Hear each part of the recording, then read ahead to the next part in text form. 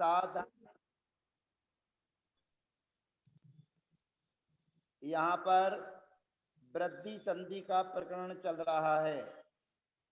वृद्धि संधि का पहले एक सूत्र था, एकारे ऐ ऐकारे च, उसी के साथ में सूत्र आता है ओकारे औ औकारे च। इस सूत्र को समझने के लिए सबसे पहले हमें इसकी जो कार्य हमें करना है उसको समझना है। जैसे तव धन ओदनम, सा धन ओपगवी, प्रत्येक सूत्र के पूर्व में जो हमें काम करना है उसकी भूमिका ऊपर रहती है। अब हमें ओकारे औ औकारे च का काम करना है तो ऊपर देखिए जो अंडरलाइन हो रही है वो शब्द है, और उस शब्द में हमें क्या करना है, तव धन औदनम सा धन औपगवी, ये हमारे सामने शब्द है।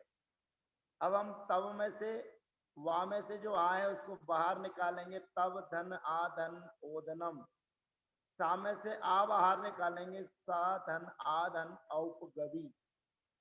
अब यहाँ पर दोनों के पूर्व पद में यानी कि तव में और सा में, दोनों में एक में आ है एक में आ है, यानी कि दोनों को मिलाएंगे तो अवर्ण है, और सामने ओ है और औ है।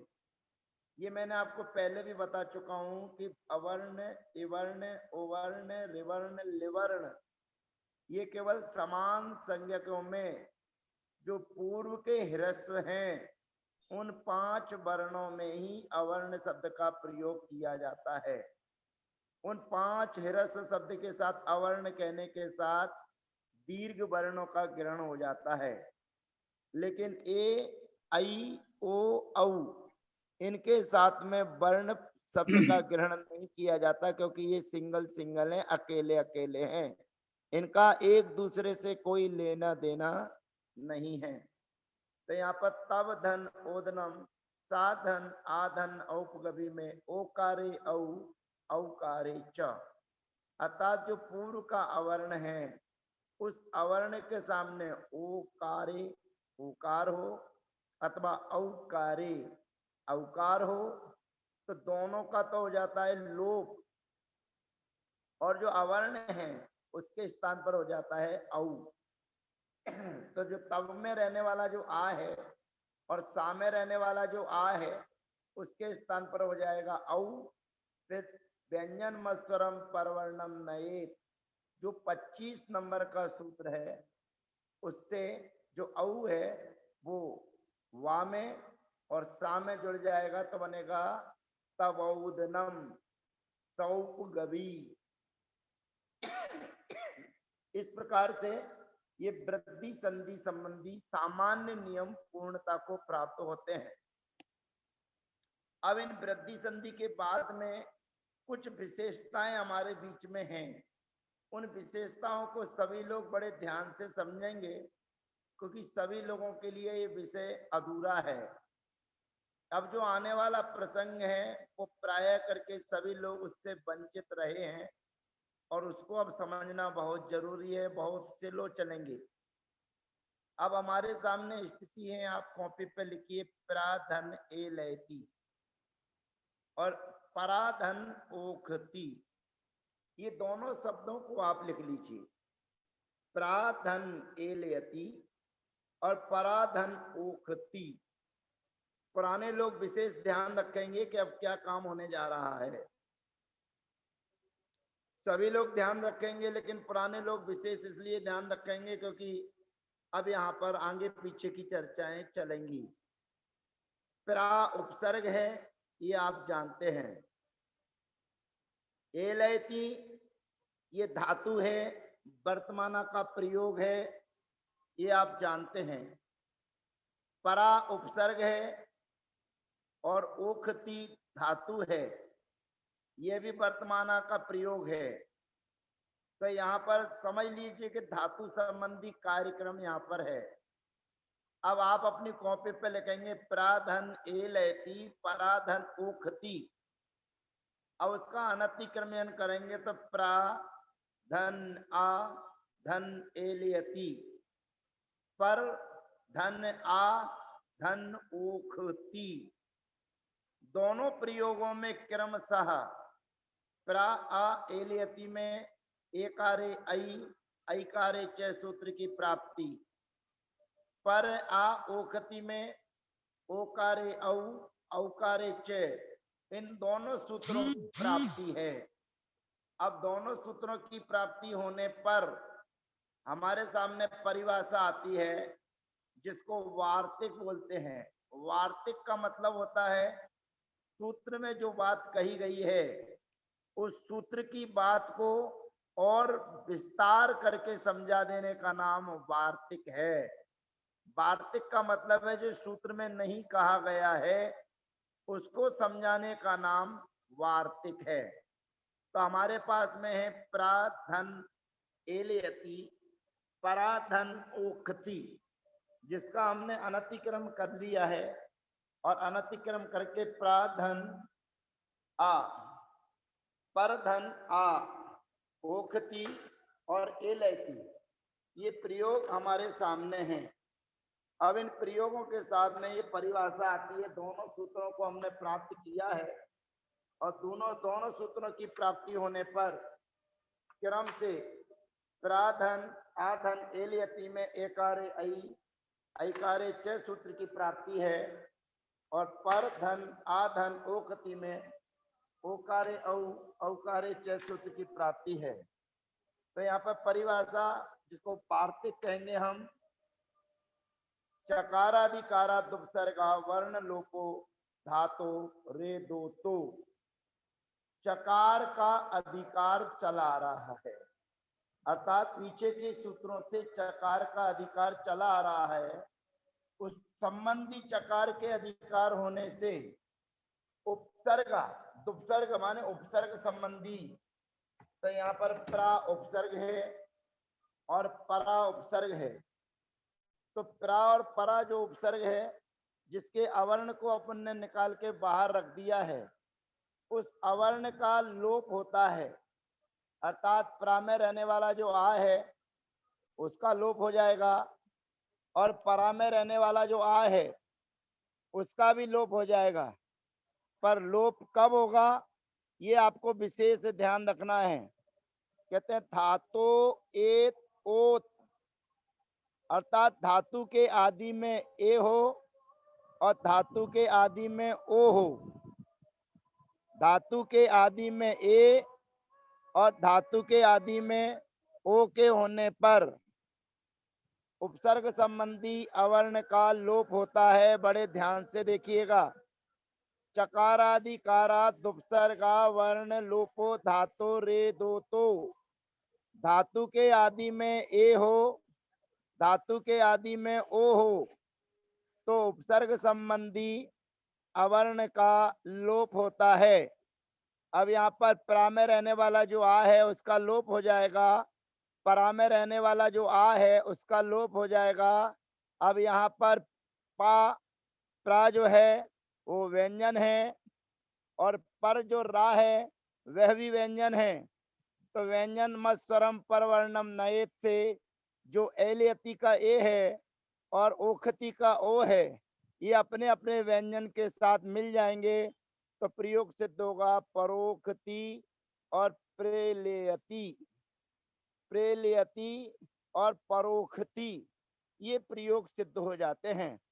इस प्रकार आगे जहां भी आपके सामने धातु में ए और ओ हो उसके पूर्व यदि उपसर्ग हो तो आपको इस सूत्र का प्रयोग करके एकारे ऐकारे च अथवा ओकारे औकारे च की प्राप्ति करके चकारादिकारा दुपसर्गा वर्ण लोपो धातो रे दो तो सूत्र के माध्यम से, वार्तिक के माध्यम से उपसर्ग संबंधी अवर्ण का लोप करना है। लोप हो जाने पर प्रेलियति और परोखति प्रयोग सिद्ध होता है। अब इस जो वार्तिक अभी आपके बीच में आई है, चकारादिकारा दुपसर्गा वर्ण लोपो धातो रे दो तो, इसके भी अपवाद रूप में कुछ चीजें हमारे बीच में आ रही हैं और कुछ चीजें हमारे बीच में आ रही हैं उसके लिए है हमारे बीच में उपधन एति। उपधन एति और उपधन एधते। एधते से आप परिचित हैं। एद धातु है, आत्मनेपदी धातु है, भुवादि गण की धातु है और ते प्रत्यय आकर एदते बनता है, जिससे आप परिचित है। एदंग वृद्धौ, एदंग धातु के वृद्धि अर्थ में है। और जो एति बना हुआ है अभी आप उससे परिचित नहीं हैं, एक दो दिन बाद उस धातु से भी परिचित हो जाएंगे, जिसका नाम है इण गतौ। अदादि गण की वो धातु है और अदादि गण की धातु में इण गतौ धातु में से ई बचता है और एक वचन में गुण हो जाता है। नाम्यंते और धातु विकर्ण और गुणा, तो बन जाता है एति। एति का मतलब होता है गच्छति, जाता है। तो यहाँ पर उपधन एति और उपधन एधते, यहाँ पर भी उप में उपसर्ग है और वो दोनों जगह उप उपसर्ग है। एक जगह एति में ए है और एक जगह एदते में ए है। तो यहाँ सर्वप्रथम ध्यान रखना, अब नंबर कभी भी कट सकते हैं। जो थोड़ी सी भी होशियारी दिखा देते हैं और इस प्रयोग को कभी पूछा जाता है तो पूरे के पूरे नंबर उनके साइट में हो जाते हैं। हम वैसे तो परीक्षा कभी किसी की लेते नहीं हैं और जब परीक्षा छात्रों की लेते हैं तो 95% से कभी भी किसी छात्र के नंबर हमारी परीक्षा में आते नहीं हैं। जब हमको विश्वास और भरोसा होता है कि जिस छात्र के 95% अंक आ सकते हैं तभी उसकी परीक्षा लेते हैं, अन्यथा नहीं लेते। और उस 95% अंक में जो उपेति और उपेद थे में अगर थोड़ी सी भी चूक हुई तो 2.5-3 नंबर तो इसके आपके चले ही जाएंगे। तो सोचना फिर आप 100 नंबर में से 100 आने में से 97 आपके रह जाएंगे, तो हो सकता है कि तीसरी रेंज भी आपकी ना लगे। तो यहाँ पर उपधन एति और उपधन एदते है, बड़े ध्यान से देखिएगा। उप के आ को बाहर निकालें, उप आ, उपधन आ धन एति, उपधन आ धन एधते। यहाँ सर्वप्रथम एकारे ऐ, ऐकारे च सूत्र की प्राप्ति थी। जो उपसर्ग में आ है उसको ऐ करने के लिए और एति और एदते के ए का लोप करने के लिए। लेकिन वार्तिक आती है चकारादिकारा दुपसर्गा वर्ण लोपो धातो रे दो तो हो। ये वार्तिक के माध्यम से ये धातु के आदि में ए है, दोनों जगह धातु के आदि में ए है। तो चकारादिकारा दुपसर्गा वर्ण लोपो धातु रे दो तो से उपसर्ग के अवर्ण का अर्थात उप के आ का लोप प्राप्त होता है। यानी कि दो चीजों की प्राप्ति हो गई। एक एकारे ऐ ऐकारे च सूत्र की प्राप्ति हो गई और चकारादिकारा दुपसर्गा वर्ण लोपो धातो रे दोतो की प्राप्ति हो गई।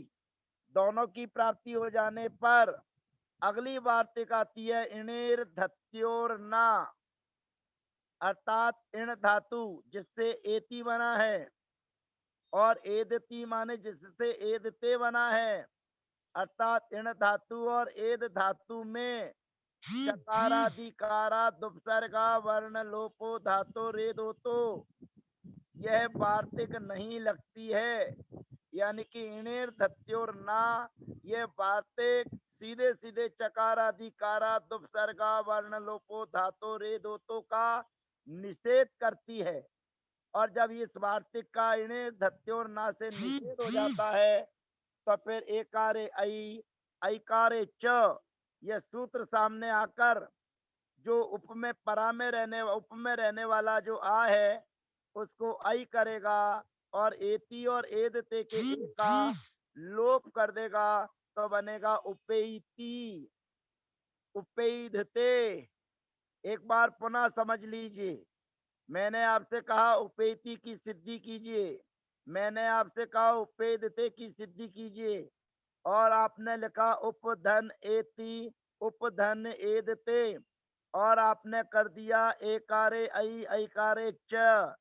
तो यहाँ पर सीधे सीधे आपको 3 में से 0 नंबर मिलेंगे।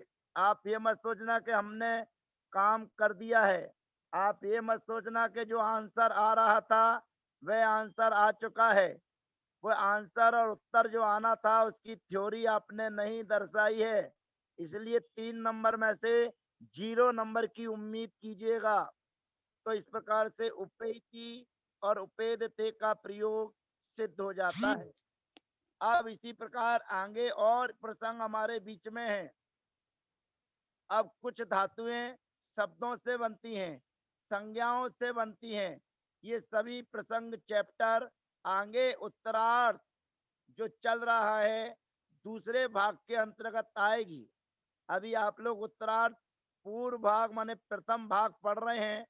दूसरे भाग में नाम धातु और आदि की चर्चा आएगी।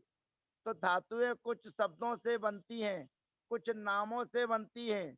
जो नामों से धातुएं बनती हैं उनको नाम धातु कहते हैं। तो यहाँ पर आपके सामने लिखा है उपधन एल कीयति। अपनी कॉपी पर लिख लीजिए उपधन एल कीयति।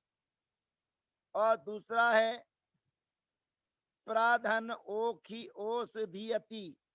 दो प्रयोग आप अपनी कॉपी पर लिख लीजिए, उपधन एल कीयति और प्राधन ओषधीयति। देखिए भैया जी ने आपकी सुविधा के लिए दोनों की व्यवस्थाएं बना दी है। प्रा पुष्पधन एल की अति और प्राधन औषधि अति, ये दोनों को आप अपनी कॉपी पर लिखिए और कॉपी पर लिखने के बाद इसका अनतिक्रमण कीजिए। उप धन आ धन एल की अति प्राधन आ औषधि अति। यहाँ पर आपने लिखा तो यहाँ पर प्रा और उपसर्ग है और एल की अति के आदि में धातु संबंधी ए है और औषधि अति में भी धातु के आदि में ओ है। अर्थात औषध शब्द से औषधि अति बन गया है। उपेल की अति माने भेड़ से उपेल की अति बन गया है। एल एल की अति बन गया है। तो इस प्रकार से यहाँ पर उपधन एल की अति में अपने अनतिक्रमण किया। तो सबसे पहले अपने को दो सूत्रों की प्राप्ति है अलग अलग। उपधन एल की अति में एकारे ऐ ऐकारे च और प्राधन औषधि में ओकारे औ औकारे च। इन दोनों सूत्रों की प्राप्ति होती है। दोनों सूत्रों की प्राप्ति होने पर वार्तिक आती है चकार आदि कारा उपसर्गा वर्ण लोपो धातो रे दो। तो ये वार्तिक जो अभी आपके बीच में आई थी वह कहती है धातु के आदि में यदि ए है और धातु के आदि में यदि ओ है तो उपसर्ग संबंधी अवर्ण का लोप होता है। तो यहाँ पर उप और प्राक में रहने वाला जो उपसर्ग आ है उसका लोप की प्राप्ति हुई। लेकिन लोप की प्राप्ति होने पर कहते हैं नाम धातुर वा माने विकल्प से नाम धातु संबंधी ए और ओ के होने पर विकल्प से उपसर्ग के अवर्ण का लोप होता है। पुनः ध्यान दीजिएगा नाम धातुर वा, यह वार्तिक कहती है नाम धातु के होने पर धातु के आदि में ए और धातु के आदि में ओ हो तो उपसर्ग के अवर्ण का लोप विकल्प से होता है, यानी होता भी है और नहीं होता है। तो होता है तो फिर जब लोप हो जाएगा तो व्यंजन में स्वरम परवर्णम नहीं लगेगा तो बनेगा उपेल कियति। और जब नाम धातुर्वा से लोप नहीं होगा तो सूत्र लगेगा एकारे ऐ ऐकारे च। तो दूसरा प्रयोग बन जाएगा उपेल कियति। ऐसे ही प्रा उपसर्ग में अगर लोप कर देंगे तो बनेगा प्रोषधीयति। और यदि लोप नहीं होगा तो ओकारे औ औकारे च लगेगा तो बनेगा प्रौषधीयति। इस प्रकार से ये 3 वार्तिकें हमारे बीच में आई हैं। चकाराधिकारा दुपसर्गा वर्ण लोपो धातो रेदो तो ये वार्तिक कहती है जहाँ एकारे ऐ ऐकारे च ओकारे औ औकारे च इन दोनों सूत्रों की प्राप्ति हो और धातु संबंधी धातु के आदि में ए और ओ हो तो उपसर्ग संबंधी अवर्ण का लोप होता है, वह सामान्य वार्तिक है। फिर 2 विशेष वार्तिक हैं जिनका अस्तित्व अपने आप में अलग है, वो अपने अस्तित्व को कायम करने के लिए रखने के लिए मैदान में आ जाती हैं। इणेर धत्योर वा इणेर धत्योर ना माने इन और एद धातु के लिए चकाराधिकारा दुपसर्गा वर्ण लोपो धातो रेदो तो नहीं लगेगा। तो जब ये नहीं लगेगा, ये वार्तिक नहीं लगेगी, तो सीधे फिर एकारे ऐ ऐकारे च सूत्र लगकर वृद्धि संधि हो जाएगी। इसी प्रकार से नाम धातु संबंधी नाम से जो धातुएं बनती हैं उनमें नाम धातु कहलाती हैं। वे नाम धातु के होने पर लोप विकल्प से होता है और जब अवर्ण का लोप होगा तो बनेगा उपेल कियति और जब लोप नहीं होगा तो फिर एकारे ऐ ऐकारे च और ओकारे औ औकारे च सूत्र लगकर उपेल कियति और उपरोषधीयति प्रयोग सिद्ध होते हैं। इसी प्रकार अब आगे हमारे बीच में अद्य धन ओम सा धन ओम, ये केवल ओम शब्द के लिए व्यवस्था है और इसके लिए अगला सूत्र हमारे बीच में आता है। आप अपनी कॉपी पर लिखेंगे अद्य धन ओम, अद्य धन ओम और सा धन ओम, अद्य धन ओम और सा धन ओम। अब यहाँ पर लिखा सा धन ओम अद्य धन ओम, इसका आपने अनतिक्रमण किया तो अनतिक्रमण करने पर अद्य धन आ धन ओम सा धन आ धन ओम, ऐसा आपने अलग अलग लिखने पर सबसे पहले यहाँ पर आपको ओकारे औ औकारे च सूत्र की प्राप्ति थी। ओकारे औ औकारे च सूत्र की प्राप्ति थी, परंतु ओमी चा यह सूत्र कहता है कि ओम शब्द के होने पर उसके पूर्व में रहने वाला जो अवर्ण है उसका नित्य लोप हो जाता है। ओमी च अर्थात ओम के होने पर जो ओम से पूर्व पद जो है उसमें रहने वाला जो अवर्ण है उस अवर्ण का नित्य लोप हो जाता है।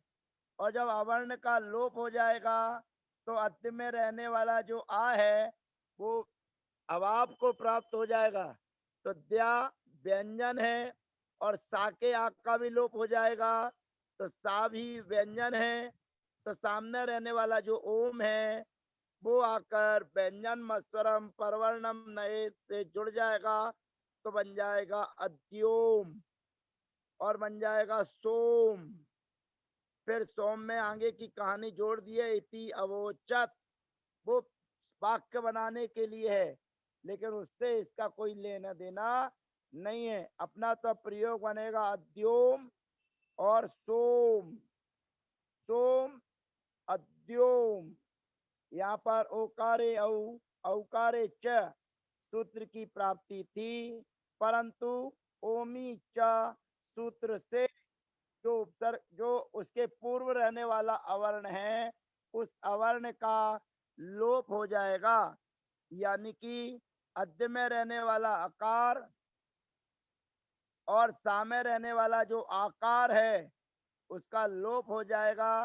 तो सिद्ध हो जाएगा प्रयोग व्यंजन में स्वरम परवर्णम नए से अद्योम और सोम।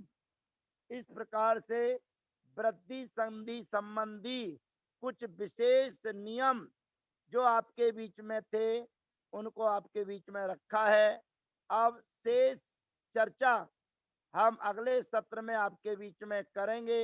अगले सत्र में हम आपके बीच में उन ओष्ठ और ओतु शब्द को लेकर आएंगे। अभी वृद्धि संबंधी चर्चा 40 और 43 सूत्र के अंतर्गत चलेगी। 44 नंबर के सूत्र से यण संधि हमारे बीच में आ जाएगी और 44, 45, 46, 47 में यण संधि चलेगी और उसके बाद में 48, 49, 50 और 51 में अयादी संधि हमारी चलेगी। और अयादी संधि चलने के बाद में कुछ विशेष वस्तुएं, विशेष संधियां हमारे बीच में आकर पहली संधि जो है जिसका नाम है स्वर संधि, वह पूर्णता को प्राप्त हो जाएगी। और इस प्रकार से आज वृद्धि संधि की चर्चा हमारी कुछ पूर्ण होती है। कल हम शेष जो वृद्धि संधि की चर्चा है 2 सूत्रों के माध्यम से कल हम पूरी करेंगे। आज इतना ही कहकर हम अगले सत्र तक के लिए आपसे अनुमति चाहते हैं। सभी को वंदना, सभी को जय जिनेन्द्र, सादर अभिवादन।